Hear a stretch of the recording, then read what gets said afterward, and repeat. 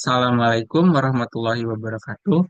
Saya Rio Tribowo dengan NIM 004 akan mepresentasikan hasil kerja saya dari soal UAS Sistem Basis Data. Yang pertama, masuk ke pemahaman IRD. Sebelumnya, IRD atau Entity Relationship Diagram adalah sebuah diagram atau representasi grafis yang digunakan untuk memodelkan data dan hubungan antar data dalam sebuah sistem. Nah, di sini saya sudah membuat diagramnya. Eh, pada entity pelanggan ini, dia memiliki beberapa atribut dengan ID pelanggan sebagai primary key. Lalu, entitas pelanggan ini memiliki relasi melakukan terhadap entitas reservasi. Sehingga entitas reservasi ini mempunyai foreign key dari ID pelanggan. Mempunyai foreign key yaitu ID pelanggan dari entitas pelanggan. Lalu, entitas reservasi ini juga memiliki atribut lainnya dengan ID reservasi sebagai primary key. Eh, Selanjutnya, entitas pelanggan ini memiliki relasi membeli terhadap entitas tiket, sehingga entitas tiket ini mempunyai foreign key yaitu ID pelanggan dari entitas pelanggan. Lalu, entitas tiket ini juga memiliki beberapa atribut dengan ID tiket ini merupakan primary key. Lalu entitas tiket ini juga memiliki relasi memiliki terhadap entitas reservasi, sehingga entitas reservasi pun juga mempunyai foreign key yaitu ID tiket dari entitas tiket. Nah, selanjutnya untuk entitas penayangan film ini, dia memiliki beberapa atribut dengan eh, ID penayangan film sebagai primary key. Lalu entitas penayangan film ini juga memiliki relasi memiliki terhadap entitas tiket, sehingga entitas tiket mempunyai foreign key yaitu ID penayangan film. Entitas penayangan film ini eh, Entitas penayangan film juga memiliki relasi memiliki terhadap laporan penjualan, sehingga entitas laporan penjualan foreign key, foreign key yaitu ID penayangan film dari entitas penayangan film. Lalu pada entitas film ini dia akan memiliki beberapa atribut dengan ID film adalah sebagai primary key. Eh, Lalu dalam film ini eh, beberapa atributnya juga bisa mempunyai lebih dari satu. Maksudnya dari entitas film ini, eh, maksudnya dari suatu film itu bisa mempunyai lebih dari satu genre, aktor ataupun sutradara.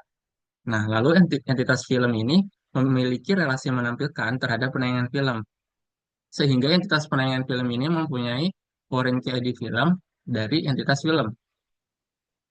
Lalu eh, entitas studio memiliki beberapa atribut dengan ID studio sebagai primary key. Lalu dia juga mempunyai relasi memiliki terhadap entitas penayangan film. Sehingga pada entitas penayangan film mempunyai foreign key yaitu ID studio dari entitas studio. Lalu entitas studio juga memiliki terhadap entitas laporan penjualan. Sehingga entitas laporan penjualan juga memiliki foreign key yaitu ID studio dari entitas studio. Lalu untuk entitas cabang, eh, dia mempunyai beberapa atribut dengan ID cabang itu sebagai primary key. Lalu entitas cabang relasi re- punya relasi memiliki terhadap entitas studio. Sehingga pada entitas studio dia memiliki foreign key yaitu ID cabang dari entitas cabang. Eh, Entitas cabang ini juga memiliki yaitu relasinya memiliki terhadap eh, entitas laporan penjualan. Sehingga entitas laporan penjualan ini memiliki foreign key ID cabang, yaitu ID cabang dari entitas cabang. Kurang lebih seperti itu penjelasan IR diagramnya. Selanjutnya, adapun primary key dan atribut lainnya, pada entitas film, primary key-nya ID film, lalu atribut lainnya ada judul, genre, durasi, tahun rilis, sutradara, dan aktor. Untuk entitas cabang, primary key-nya ID cabang, atribut lainnya yaitu nama cabang, alamat cabang, nomor telepon cabang, manajer cabang. Untuk studio, primary key ID-nya ID studio. Untuk atribut lainnya ada kapasitas dan tipe layar. Untuk penayangan film, primary key-nya ID penayangan film, dengan atribut lainnya jadwal, jadwal tayang, dan durasi. Untuk tiket, primary key-nya ID tiket dengan atribut lainnya yaitu harga dan tempat duduk. Untuk pelanggan, primary key-nya ID pelanggan dan atribut lainnya nama pelanggan, email, dan nomor pelanggan. Untuk reservasi, primary key-nya ID reservasi, atribut lainnya ada batas waktu dan status. Lalu untuk laporan penjualan, primary key-nya ID laporan penjualan dengan atribut lainnya total pendapatan dan total tiket terjual. Selanjutnya, kardinalitas dan partisipasi. Jadi, penayangan yang pertama itu penayangan film dan film. Jadi kardinalitasnya itu many to one. Maksudnya, penayangan film setidaknya harus menampilkan satu film. Partisipasinya bersifat wajib. Eh, jadi setiap penayangan itu harus terkait dengan satu film. Karena penayangan tidak mungkin terjadi tanpa film. Yang kedua itu ada cabang dan studio. Kardinalitasnya one to many, di mana satu cabang bisa memiliki banyak studio. Partisipasinya bersifat wajib. Jadi setiap studio itu hanya terkait dengan satu cabang, karena studio tidak mungkin berdiri sendiri tanpa cabang. Lalu yang ketiga itu studio dan tayangan film, kardinalitasnya one to many, di mana satu studio bisa memiliki banyak penanganan. Partisipasinya bersifat wajib. Maksudnya setiap penayangan harus terkait dengan satu studio, karena penayangan membutuhkan lokasi untuk berlangsung. Yang keempat ini penayangan film dan tiket. Kardinalitasnya one to many, yaitu satu penayangan bisa memiliki banyak tiket. Partisipasinya bersifat wajib. Jadi setiap tiket harus terkait dengan satu penayangan film, karena tiket menjelaskan detail penayangan. Selanjutnya ada pelanggan dan tiket. Kardinalitasnya one to many, di mana satu pelanggan bisa membeli banyak tiket. Partisipasinya bersifat opsional, eh, karena pelanggan tidak selalu membeli tiket. Misalnya jika pelanggan baru saja mendaftar tetapi belum melakukan pembelian. Selanjutnya ada pelanggan dan reservasi. Kardinalitasnya one to many, di mana satu pelanggan bisa melakukan banyak reservasi. Partisipasinya bersifat opsional karena tidak semua pelanggan membuat reservasi, tetapi pelanggan yang membuat reservasi harus memiliki akun. Yang terakhir ada cabang dan laporan penjualan. Kardinalitasnya one to many, di mana satu cabang bisa memiliki banyak laporan penjualan. Partisipasinya opsional. Selanjutnya hubungannya yaitu cabang dan laporan penjualan hubungan yang memiliki, cabang dan studio hubungan yang memiliki, penayangan film dan film hubungan yang menampilkan, penayangan film dan laporan penjualan hubungan yang memiliki, penayangan film dan tiket hubungan yang memiliki, pelanggan dan tiket hubungan yang membeli, pelanggan dan reservasi hubungan yang melakukan, studio dan penayangan film hubungan yang memiliki, studio dan laporan penjualan hubungan yang memiliki, tiket dan reservasi hubungan yang memiliki. Ini sesuai dengan diagram ERD yang sudah saya tampilkan tadi. Lalu lanjut membuat tabel film dan tabel tiket. Jadi untuk membuat tabel film ini, kita membuat tabel film dengan kolomnya itu ada ID film sebagai primary key karena ID-nya unik, terus judul film, genre film, durasi film dalam menit, tahun rilis, sutradara, nama sutradara, dan aktor. Jadi judul film ini bentuknya varchar, genre varchar, durasinya integer, tahun rilis juga integer, sutradara varchar, dan aktor dalam tipe data teks. Ini untuk membuat tabel film.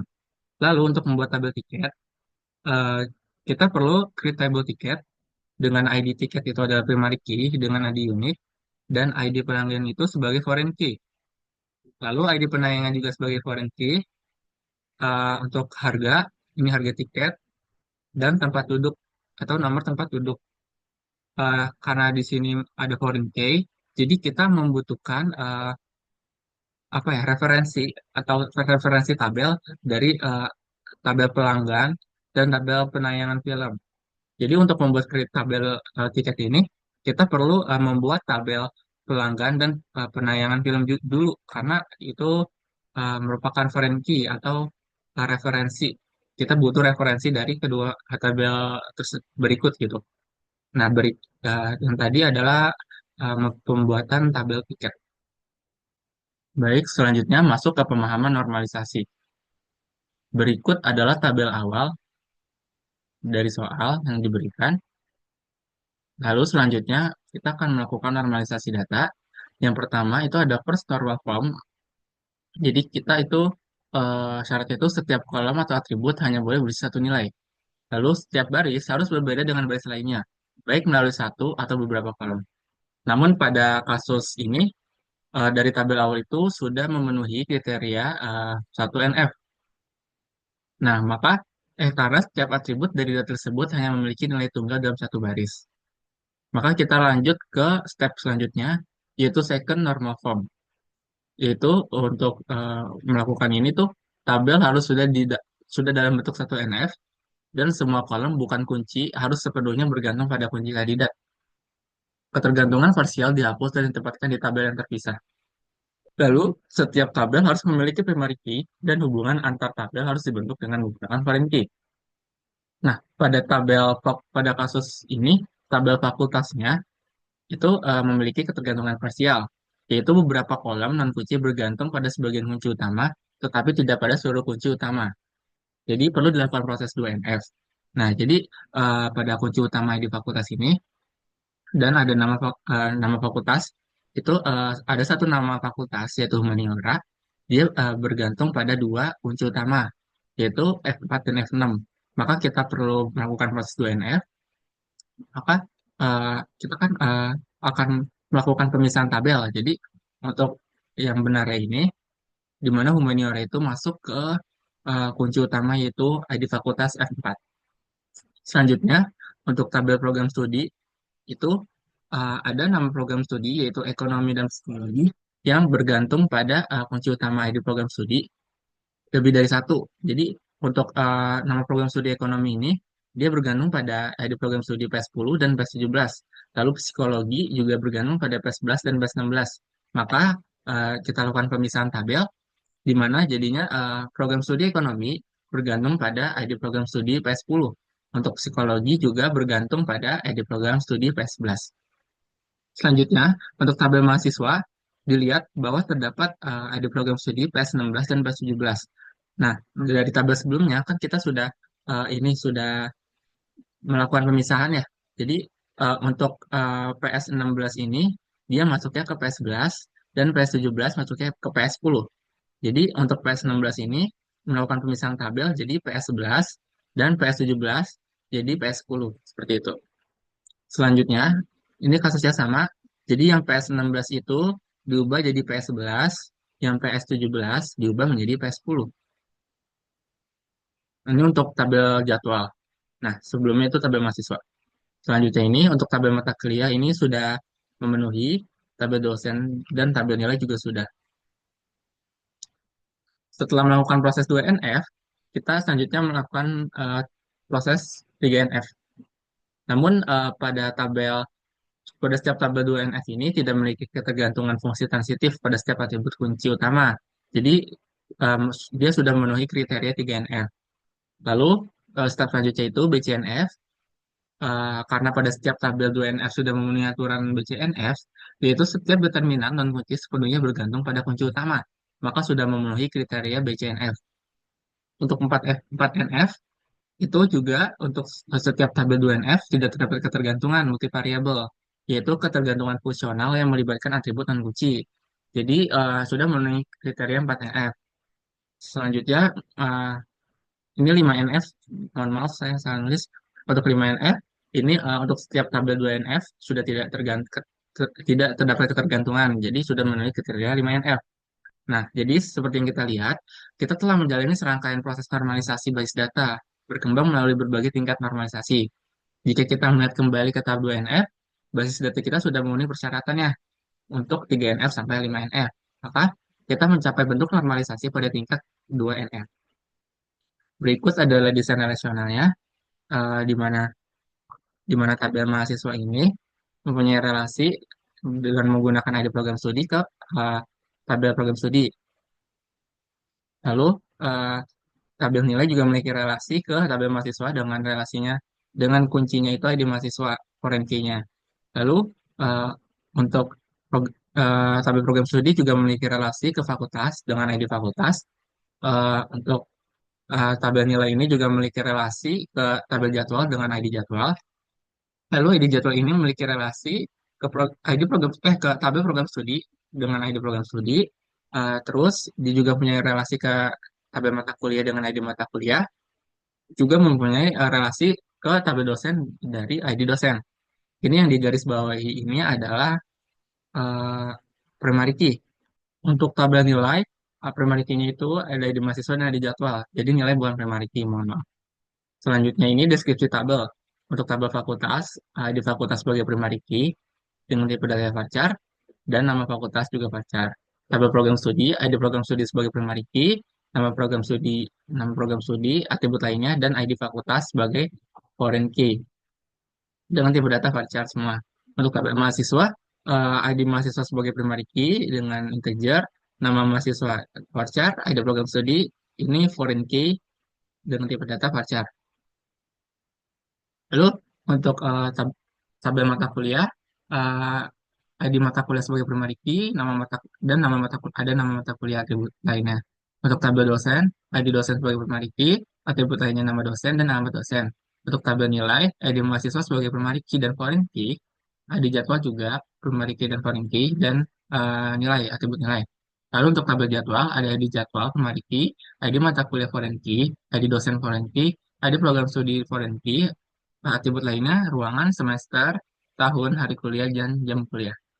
Lalu ini adalah perintah implementasi dari SQL, yaitu perintah untuk membuat tabel dosen itu dengan kolomnya di dosen sebagai primary key, nama dosen dan alamat dosen.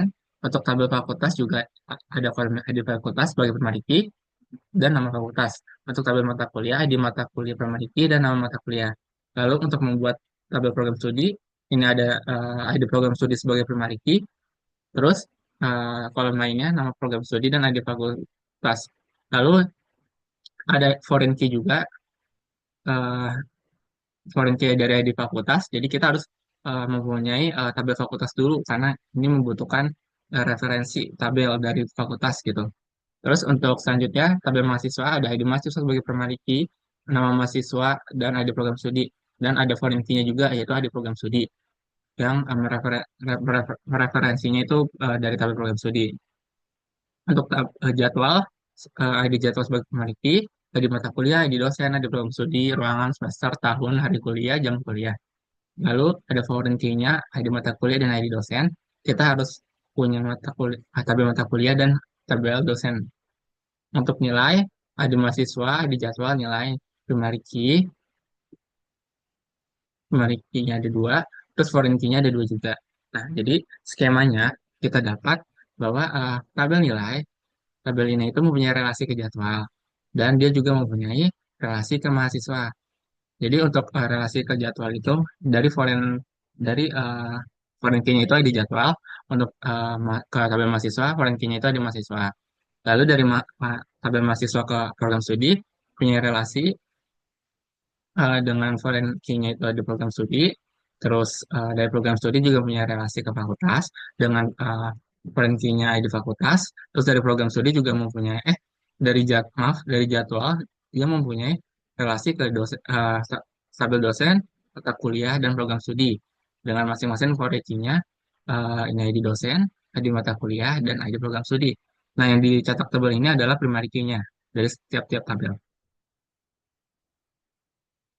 Selanjutnya, masuk ke pemahaman query, yaitu soal pertama.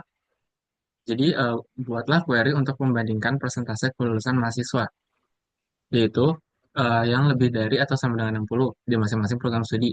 Tampilkan nama program studi dan persentase kelulusan. Nah, jadi untuk ini tuh kodenya select ps.name program studi. PS itu merujuk pada tabel program studi. Terus untuk yang baris kedua ini, itu menghitung jumlah mahasiswa yang memiliki nilai lebih besar atau sama dengan 60. Ini menggunakan kondisi agregasi, yaitu when, case when. Nah, setelah itu, count ini itu menghitung total jumlah mahasiswa pada program studi tersebut. Nah, selanjutnya kita misalkan sebagai persentase kelulusan. Nah, untuk persentase kelulusan itu nanti keluar itu dihitung sebagai jumlah mahasiswa lulus. Eh, jadi dihitung jumlah mahasiswa yang lulus, terus dibagi dengan total mahasiswa dikali dengan 100. Nah, lalu kita dari nilai from nilai dirujuk sebagai N kodenya, terus digabungkan dengan tabel mahasiswa M berdasarkan ID mahasiswa. Lalu menggabungkan lagi dengan program studi berdasarkan ID program studi. Lalu dikelompokkan menjadi nama program studi, lalu urutkan berdasarkan persentase kelulusan. Base ini untuk mengurutkan dari besar ke kecil. Nah, terus outputnya dihasilkan seperti ini. Jadi nama program studi, presentasi kelulusan itu dari sini, di mana apa mahasiswa yang lulus dibagi dengan jumlah total mahasiswa dikali dengan 100. Karena ini kenapa 100 semua? Karena dari tabel itu nilainya itu dia lebih dari 60 semua. Jadi presentasi kelulusannya itu 100%. Selanjutnya itu soal kedua, tuliskan query untuk menghitung distribusi nilai A, B, C, D, E untuk setiap mata kuliah dan program studi. Tampilkan nama mata kuliah dan program studi dan jumlah nilai untuk masing-masing kategori. Kita lihat ya, kriteria kriteria penilaiannya A, B, C, D, E sebagai berikut. Nah, yang pertama itu select nama mata kuliah dari tabel mata kuliah, nama program studi dari tabel program studi, di mana untuk nilainya itu di antara 80 sampai 100 masuk ke A, terus 70 sampai 79 masuk ke B, 60 69 sampai ke C, terus 50 sampai 59 masuk ke D, dan di bawah 50 itu masuk ke E. Terus dialiaskan sebagai kategori nilai. Terus untuk nilainya juga, nilai ini dialiaskan sebagai nilai. Lalu dari tabel nilai, eh, rujukannya N, eh, join mahasiswa. Jadi digabungkan dengan tabel mahasiswa berdasarkan ID mahasiswa. Lalu digabungkan lagi dengan program studi berdasarkan ID program studi. Terus gabung dengan jadwal berdasarkan ID jadwal. Terus untuk mata kuliah juga berdasarkan ID mata kuliah. Lalu kita urutkan menjadi nama mata kuliah, program studi, dan nilai. Des ini diurutkan, lalu kita urutkan. Maka outputnya keluar seperti ini. Di mana kategori nilainya itu A semua karena nilainya itu tidak ada yang di bawah 80. Maka kategori nilainya itu A semua. Lalu untuk nomor 3 ini, kita disuruh untuk menuliskan query untuk menampilkan daftar mata kuliah yang diajar oleh lebih dari satu dosen. Nah, maka eh, pertama select MK, itu dari tabel mata kuliah. Kita ambil nama mata kuliahnya. Lalu untuk baris kedua ini, itu menggabungkan nama dosen yang mengajar mata kuliah tersebut menjadi satu string, dipisahkan dengan koma.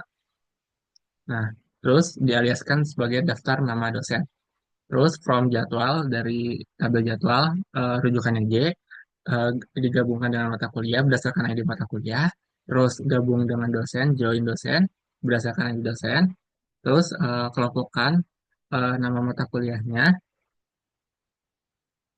berdasarkan nama mata kuliah. Setiap huruf akan merepresentasikan satu mata kuliah. Lalu untuk having count ini filter hanya grup mata kuliah yang diajarkan oleh lebih dari satu dosen. Lalu order by nama mata kuliahnya. Nah, nanti didapat outputnya, berarti mata kuliah yang diajar oleh lebih dari satu dosen itu hanya ada nama mata kuliah algoritma, yaitu daftar nama dosennya sebagai berikut.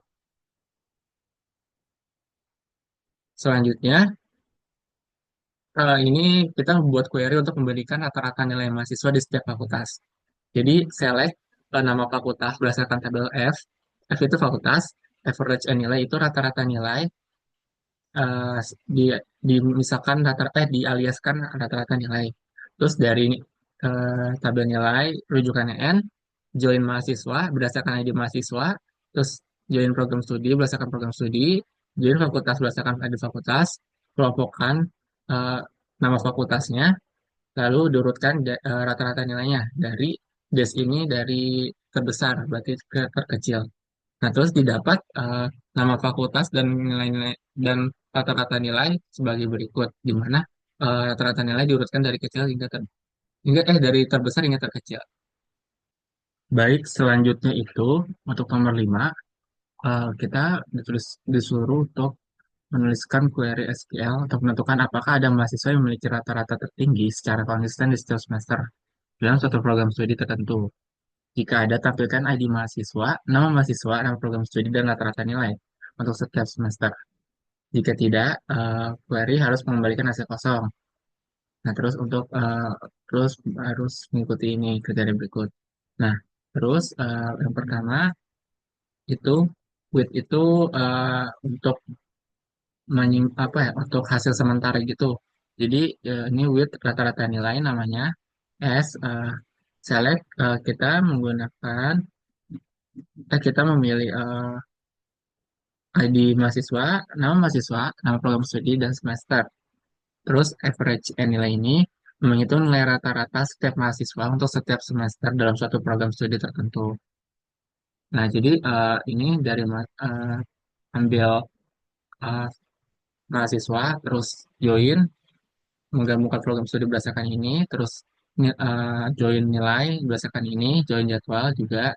Terus di mana ini untuk memilih program studi yang diinginkan. Untuk kasus ini saya memilih PS2, yaitu pada program studi Sistem Informasi. Lalu kelompokkan berdasarkan mahasiswa, program studi, dan semester, dan ada mahasiswa. Selanjutnya, untuk performa tertinggi S ini, kita pilih semester. Terus max ini menentukan nilai rata-rata tinggi di setiap semester. Terus dari rata-rata nilai dikelompokkan berdasarkan semester. Nah, selanjutnya ini pilih NAD mahasiswa. Jadi ini memilih mahasiswa yang berada yang berada di eh, city, yang berada di rata-rata nilai, dan juga memiliki nilai rata-rata yang sama dengan nilai tertinggi dari performa tertinggi. Jadi kan from itu berarti dari rata-rata nilai join performa tertinggi. Jadi kita pilih mahasiswa yang berada di rata-rata nilai dan juga memiliki nilai rata-rata tertinggi di semester yang bersangkutan. Lalu where, di mana ini untuk memastikan bahwa mahasiswa terpilih memiliki nilai rata-rata tertinggi di semua semester yang diikutinya. Nah, terus membandingkan jumlah semester uh, un- unik dari rata-rata nilai dengan jumlah semester dalam tabel untuk mahasiswa tersebut. Lalu uh, hasilnya diurutkan berdasarkan ID mahasiswa dan semester. Lalu didapat outputnya seperti ini, di mana nama mahasiswa dari program studi PS2 yaitu Sistem Informasi, ini nama mahasiswanya, berarti memiliki rata-rata nilai tertinggi dalam setiap semester. Demikian presentasi dari saya, kurang lebih mohon maaf. Wassalamualaikum warahmatullahi wabarakatuh.